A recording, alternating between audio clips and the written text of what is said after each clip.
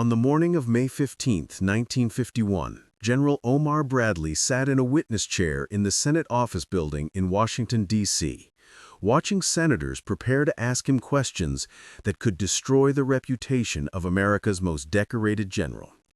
The air in the room was heavy, thick with cigarette smoke and political tension. Bradley was the chairman of the Joint Chiefs of Staff, the highest-ranking military officer in the United States, but on this day, he was the underdog. He was about to go to war not against the Germans, not against the Japanese, but against a living legend. He was about to testify against General Douglas MacArthur. MacArthur was a god of war to the American public. He was a Medal of Honor recipient, the hero of the Pacific, and the man who had accepted the Japanese surrender. Just days before, he had received the largest ticker-tape parade in New York City's history. The American public adored him. Millions believed he was right and that President Harry Truman was a fool for firing him. MacArthur wanted to expand the Korean War into mainland China. He wanted to bomb Chinese cities, blockade Chinese ports, and possibly use atomic weapons to secure a victory. But Omar Bradley sat in that chair possessing a terrifying secret. He knew something the cheering crowds did not. He knew that MacArthur's plan wouldn't just win the Korean War, it would start World War III. To understand the magnitude of this moment, we must look at the two men colliding in that hearing room. On one side, you had the shadow of Douglas MacArthur. He was theater, he was brilliance, and he was ego.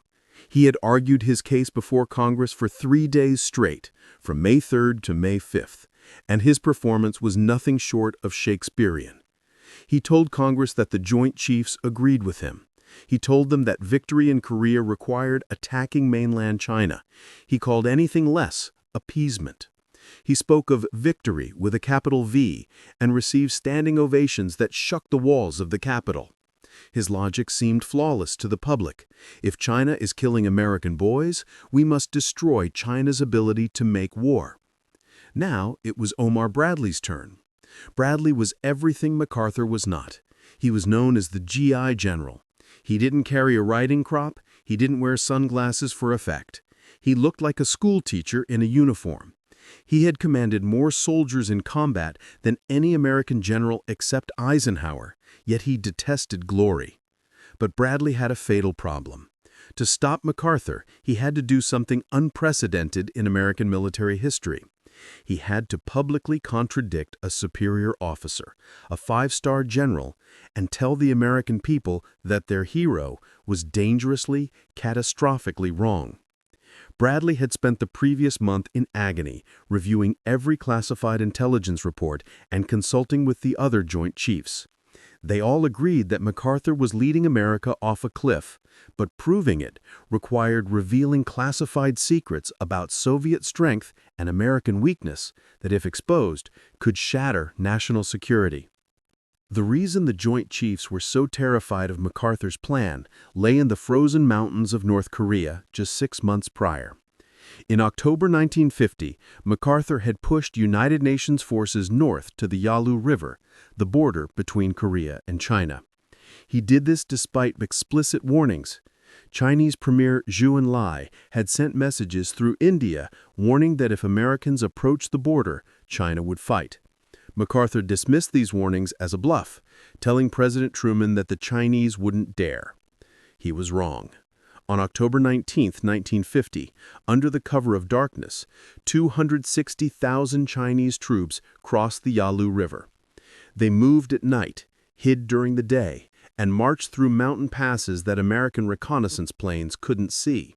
They were a ghost army, positioning themselves in the high ground, waiting. On November 1st, the trap snapped shut. The U.S. 8th Cavalry Regiment was near Unsan when thousands of Chinese soldiers seemed to rise from the earth. It was a massacre. The 8th Cavalry lost over 800 men, 1/3 of its strength, in just 48 hours. Bradley had warned against this. The Joint Chiefs had sent instructions to use only South Korean forces near the border, but MacArthur ignored them. He scattered American boys across a wide front with supply lines stretched to the breaking point. Then came Chosin on November 27, 1950. The temperature plummeted to 40 degrees below zero as 120,000 Chinese troops slammed into the U.S. 10th Corps. MacArthur had split his forces, leaving a mountain range between his two armies, so they couldn't support each other. For 17 days, American Marines and soldiers fought for their lives in a frozen hell. Platoon leaders made split-second decisions with frostbitten brains, and men couldn't pull triggers because their fingers were frozen solid. Over 4,000 Americans were killed, wounded, or went missing, leaving a trail of blood in the snow as they fought their way to the port of Hungnam. By January 1951, the consequences of MacArthur's arrogance were stacked in piles of casualty reports on Bradley's desk. 8,500 dead before the Chinese intervened, and thousands more after. Each name on those reports was a father, a son, or a brother. Most of them died because MacArthur said the enemy wouldn't fight. Despite this disaster, MacArthur doubled down. He didn't apologize, he demanded more. His new plan sounded logical to the average American: bomb the Chinese bases in Manchuria, blockade the Chinese coast, and unleash Chiang Kai-shek's nationalist forces from Taiwan to open a second front. It appealed to the American tradition of total war, the same way America won World War I and crushed Hitler and Tojo. But Bradley knew that MacArthur had developed Asia-first thinking. He believed the future of the world lay in the Pacific and that Europe was secondary. He believed the Soviet Union would sit idly by while America destroyed its ally, China. Bradley knew this was a fantasy.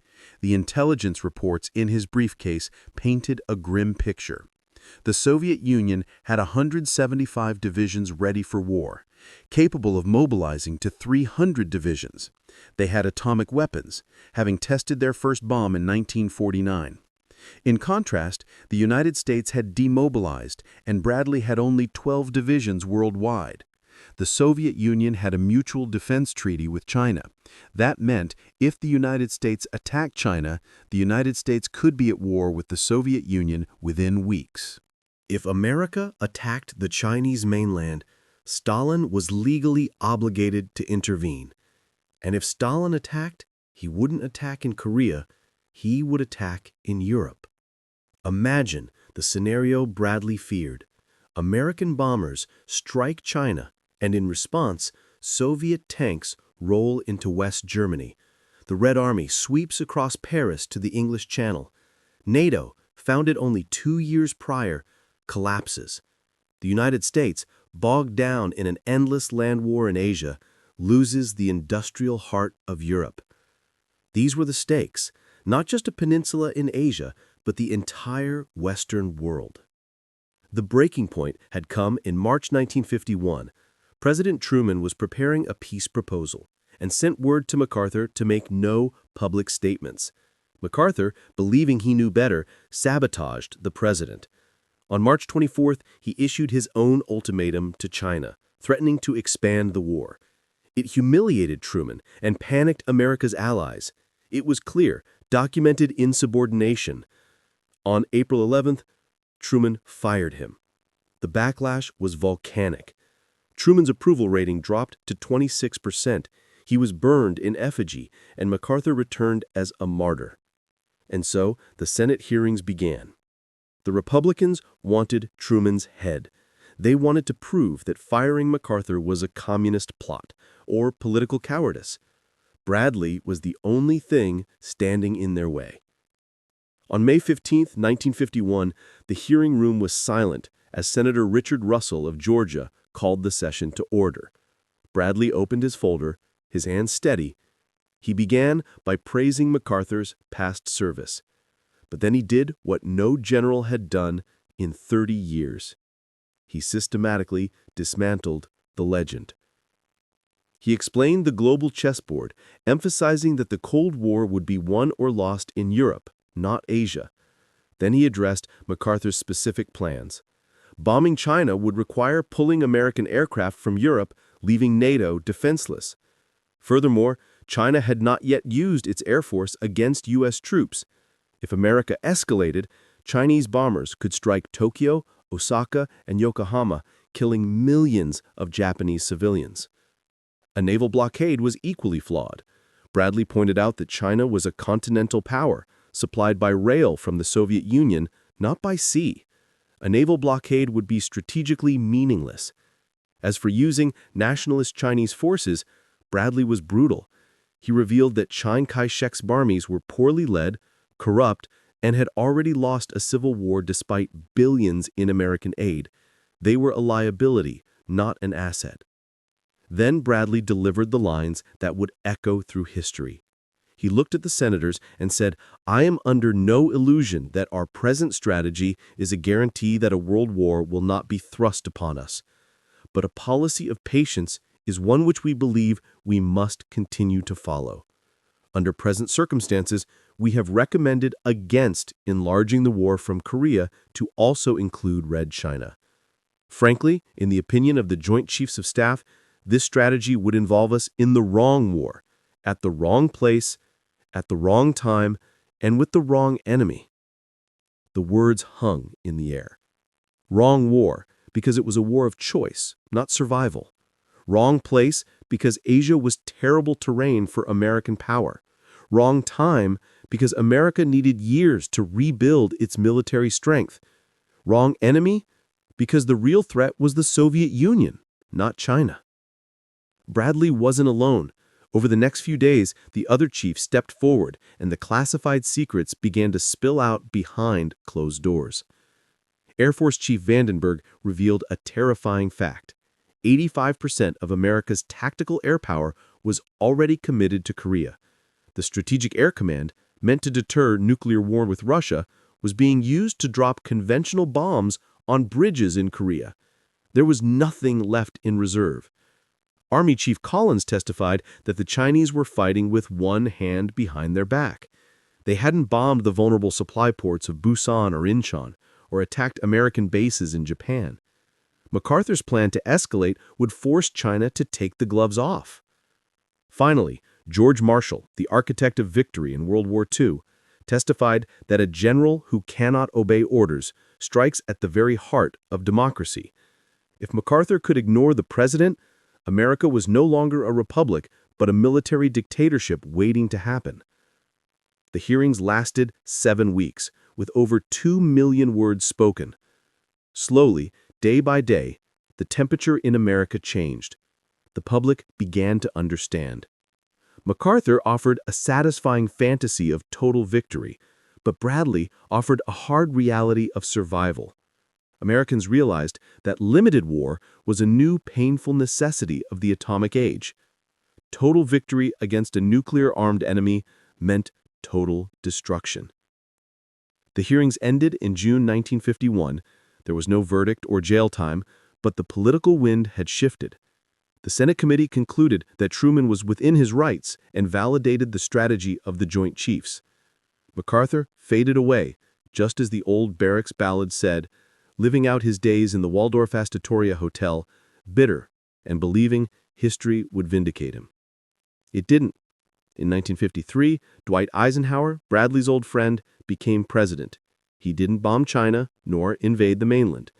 He signed an armistice that ended the fighting on July 27, 1953. The border remained at the 38th parallel. To some, it felt like a tie. But look at what didn't happen. World War III did not start. The Soviet Union did not invade West Germany. Nuclear weapons were not used. NATO survived and grew stronger. South Korea remained free, eventually becoming a thriving democracy. That was the victory Bradley fought for. It wasn't a victory of conquest. It was a victory of prevention. Decades later, in 1981, an 88-year-old Omar Bradley reflected on that sweltering May in 1951.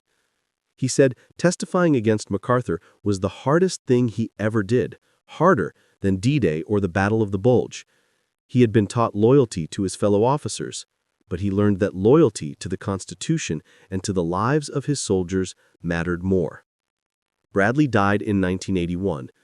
His tombstone doesn't mention the "wrong war" speech or call him the man who stopped World War III.